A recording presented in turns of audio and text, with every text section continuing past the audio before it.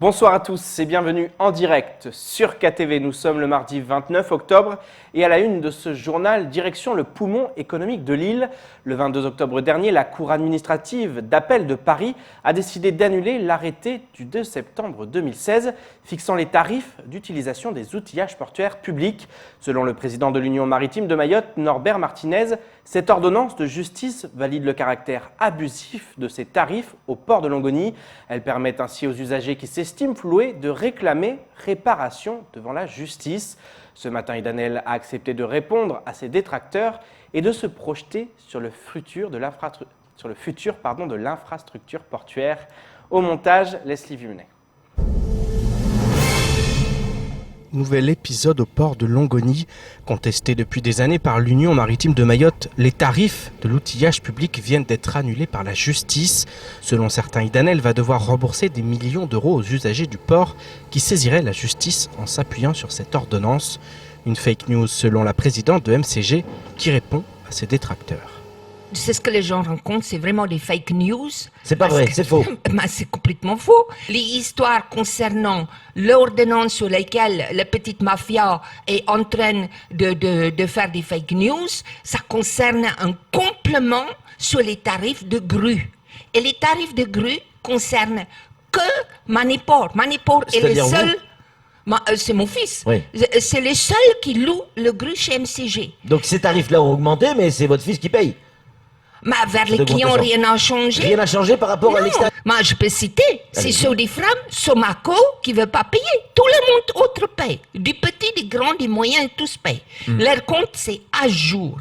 Bolloré à jour, OTL à jour, Transitil à jour. On a 43 transitaires qui travaillent chez nous. Et tout le monde est à jour. Tout le monde est à quasiment. jour, sauf 3-4. Idanel assure en avoir assez de devoir sans cesse être freinée dans sa logique de développement du port. Elle refuse donc de s'attarder davantage sur ses détracteurs et préfère évoquer l'avenir de l'infrastructure qui devrait être intimement lié au projet gazier au Mozambique. Aujourd'hui, j'ai répondu à 2 appels d'offres. Ouais. Ça veut dire on est sur le rang d'être un sous-contractant de grosses entreprises. Mais ici, on palabre depuis 2016 qui sont donnés. Il y a hier apparemment un appel d'offres qui est sorti pour regarder qu'est-ce qui se passe. Il faut qu'on bouge. Si on ne bouge pas, on arrête le train. Et le TGV est devant notre porte. Si on ne monte pas sur cette TGV, on est foutu pour les générations à venir. Parce qu'il y a énormément d'emplois. Pas juste en manutention, en transitaires, en logistique et tout ça. Prendre le train en marche, c'est bien ce que compte faire Idanel en faisant du port une immense plateforme logistique dans le canal de Mozambique. Il y a environ 10 dossiers, on a répondu à 2. Et c'est quoi une base logistique? Un base logistique, ça veut dire que le container, le marchandise des vracs va arriver de partout du monde, États-Unis, partout du monde. Ça vient ici, on en vient comme un gros entrepôt. On Un espèce de hub en fait. Un hub, mais ça part pas comme ça. Ça a besoin d'environ 50 hectares pour étaler et repiocher comme un entrepôt. C'est 24 heures sur 24. Il y a plus que 30 navires in, out, tout le temps. Il y a quand même 70 milliards de dollars qu'il va dépenser pour construire dans 2 entités. Ça veut dire, il y a environ 10 entités. Ça veut dire aujourd'hui, de tous ces milliards, même si on a juste 2 milliards qui passent via le port, ça crée énormément d'emplois. Ce projet permet de nourrir de grandes ambitions. Idanel ne le cache pas, c'est une businesswoman. Autant dire que pour elle, il n'est pas question que ce projet se fasse sans sa contribution par le biais du poumon économique du 101e département de France. Au lendemain de l'altercation entre un agriculteur et un voleur présumé à Vaïbé, l'affaire a pris une nouvelle tournure ce matin. En effet, l'auteur du coup de feu a retrouvé l'ensemble de ses parcelles complètement détruites. Ses proches n'hésitent pas à parler de représailles, tandis qu'une main courante a été déposée à la police. Ce matin, la sœur de l'agriculteur a accepté de témoigner pour raconter sa version des faits.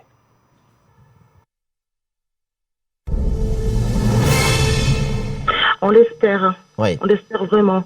Parce que, en regardant bien la situation, personne n'est à l'abri. On n'est pas en sécurité soit au champ ou dans nos maisons, personne n'est en sécurité. Mais on espère que les autorités tiendront, comment dirais-je, prendront compte de la légitime défense. Je peux vous dire que c'est un jeune agriculteur qui est en pleine exploitation dans son champ et on le connaît bien, c'est un homme calme et tout. Il est choqué, même hier là, il ne pouvait pas parler, il était resté là comme ça, on ne pouvait pas lui tirer même un mot. Il a pleuré devant nous, c'était chaud. Ouais. Et normalement, aujourd'hui, il doit aller voir un médecin pour en parler. Il y a sa main qui est blessée et tout. Éducation maintenant. À midi, le vice-recteur Gilles Albou s'est rendu au collège Frédéric Dachery de Koungou afin de partager la collation proposée aux élèves.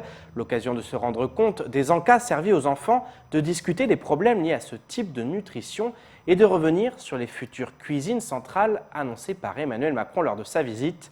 Un reportage signé Paul Arthur Avit. C'est en particulier pour déguster les collations préparées par la société Panima que le vice-recteur s'est rendu dans le collège de Koungou. L'occasion de se rendre compte des mets servis aux enfants dans ce collège et sur une grande partie de l'île. En effet, les 3/4 des établissements du secondaire servent des collations aux enfants. Depuis que je suis à Mayotte, on me parle beaucoup des collations. Donc je voulais me rendre compte par moi-même, en dérangeant le moins possible les équipes, c'est pour ça que je suis arrivé là maintenant, me rendre compte par moi-même de ce qu'on offrait à nos élèves. Voilà, donc je suis en train de manger, effectivement c'est du pain, de la mayonnaise et du maïs, voilà. On ne peut pas dire que c'est... et il y a des œufs dedans. Donc on ne peut pas dire évidemment que c'est ce qu'on peut proposer de plus raffiné, de plus équilibré, mais ça le mérite déjà d'être nourrissant. Des sandwichs qui servent dans la plupart des cas de premier, voire de seul repas de la journée pour certains élèves. Dans son optique de proposer des plats de qualité aux élèves, le vice-rectorat a prévu d'ici 2025 que tous les établissements du secondaire soient dotés de cuisines satellites, des cuisines recevant les plats pré-cuisinés d'une cuisine centrale qu'il suffit de réchauffer pour servir aux enfants. On aura sur l'ensemble du territoire 4 cuisines centrales qui permettront la confection des produits. Donc pour nous, il y a deux enjeux. Le premier, c'est de les construire, enjeu de construction. Et le deuxième, ça va être aussi de travailler sur les circuits courts et sur la production pour qu'on ait un maximum de produits frais, produits sur place et de qualité. Parce qu'il ne s'agit pas de construire des cantines et des cuisines. Il faut aussi derrière s'assurer de l'approvisionnement de ces cuisines et de ces cantines. Un approvisionnement qui risque de poser problème sur Mayotte. En effet, la production locale peut permettre de produire suffisamment de repas pour quelques milliers d'élèves, mais ne suffira pas lorsqu'il faudra nourrir tous les enfants de Mayotte. Pour y remédier, reste l'importation qui pose deux contraintes, son coût et son impact sur les filières locales.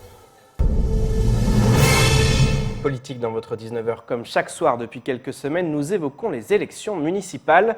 Il faut dire que le nombre de candidats est très important. Du côté du MODEM, peu de listes sont déclarées, mais beaucoup d'alliances sont en cours. L'un des candidats était sur notre plateau ce matin. Bakar Mouta, prétendant à la mairie de Koungou, compte bien faire partir le maire sortant, Hassani Bamkolo Sindou. Écoutons sa réaction. Nous, par rapport aux autres formations, on n'est pas dans la quantité, on est surtout dans la qualité. Alors, effectivement, il n'y a pas beaucoup de têtes de liste dans tout Mayotte représentant le MODEM. Mais il y a des alliances nous-mêmes. Oui, il y a des alliances. Beaucoup d'alliances. Beaucoup de nos membres, on les a par rapport aux alliances, ils sont rentrés, ils ont intégré des listes qui, au niveau de leur communalité. Donc, chaque cellule a une certaine autonomie pour pouvoir décider quelles sont les alliances qui pourraient se faire. Alors, à 4 mois des élections, on trouve qu'il y a encore du temps pour pouvoir peaufiner le programme parce que vous avez déjà les grandes lignes, j'imagine. Oui, on a les grandes lignes, mais personnellement, ce n'est pas mon programme à moi, c'est le programme des habitants, des administrés de la commune de Koungou. Donc, chaque voix comptera jusqu'au dernier moment. Il est temps de faire le tour du reste de l'actualité locale avec notamment la colère des salariés de Mondial Protection ou encore la réaction de Younous Omarji à la visite présidentielle. Au montage, Leslie Vimney. Alors que l'appel d'offres concernant les prestations de la sûreté de l'aéroport est paru en début de mois, les salariés de Mondial Protection qui avaient obtenu le marché il y a 1 an et demi se sentent en danger. C'est pourquoi par le biais de la CGTMA, ils ont décidé d'envoyer un courrier à la Société d'exploitation aéroport de Mayotte. Dans ce dernier, ils exigent la transparence totale dans cette procédure d'externalisation, l'arrêt immédiat de cette procédure pour faute d'information et l'avis des représentants des personnels, la reprise à 100% du personnel sans condition du personnel de Mondial Protection par SEAM dans l'attente d'ouverture des négociations, l'information et consultation sur les candidats ainsi que les propositions reçues. La CGTMA ainsi que les représentants du personnel ont également décidé de faire planer la menace d'une grève s'ils n'obtenaient pas de réponse. Le mouvement de grève reconductible avec arrêt de travail devrait débuter le 8 novembre 2019 dès la prise de service, indique le courrier. Le député européen de la France Insoumise, Younous Omarjee, a réagi la semaine dernière sur le plateau de France Info au déplacement du président de la République à Mayotte. Selon lui, la situation est d'une telle complexité qu'il n'y a pas de réponse simpliste. On voit bien comment, lorsque les migrations atteignent un niveau aussi élevé, qu'elles sont un facteur de déstabilisation de la société et de la société mahoraise en particulier. Les Mahorais sont des personnes pacifiques, mais voyez comment peut naître dans un peuple pacifique la colère et parfois même des attitudes de rejet ou de xénophobie. Vous connaissez la dynamique démographique en Afrique, l'État doit être au rendez-vous de la promesse républicaine à Mayotte. Les Mahorais ne sont pas des révolutionnaires, ils demandent plus d'État dans les services publics, pour la sécurité, pour l'éducation, pour la santé. Il faut aussi accentuer l'aide au développement de l'Europe en direction des Comores. Toute aide pour les Comores, en réalité, est une aide pour Mayotte, parce que cela fait baisser la pression. Fin de citation. Que vous soyez porteur de projets, créateur d'entreprise ou alors en phase d'en reprendre une, quelle que soit la nature de votre projet, son état d'avancement ou sa localisation, la délégation de Mayotte à Paris vous donne rendez-vous jeudi de 14h30 à 18h pour son événement Oser créer, une réunion d'information et de sensibilisation à l'entrepreneuriat. La délégation de Mayotte à Paris sera présente pour accueillir et renseigner tous ceux qui le souhaitent lors de cette conférence animée par les professionnels de la création d'entreprises. 2 hommes d'affaires mahorais prendront également la parole afin de faire part de leurs expériences respectives. Selon la délégation, participer à ce programme permet d'accroître la notoriété d'une jeune entreprise. Nourrir son enfant au sein, un geste évident pour certaines femmes, une source de doute et d'appréhension pour d'autres.